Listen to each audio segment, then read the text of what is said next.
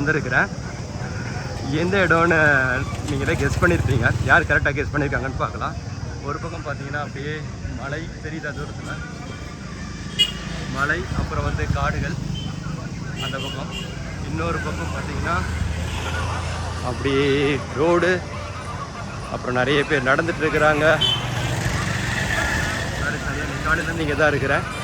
என்னடான்னு கண்டுபிடிங்க பார்க்கலாம். இன்றைக்கி இங்கே வந்ததுனால தான் இன்றைக்கி குறுக்கெழுத்து புதிர் வழக்கமான விஷயங்கள்லாம் போட முடியல. நாளைக்கு மீண்டும் சந்திக்கலாம்.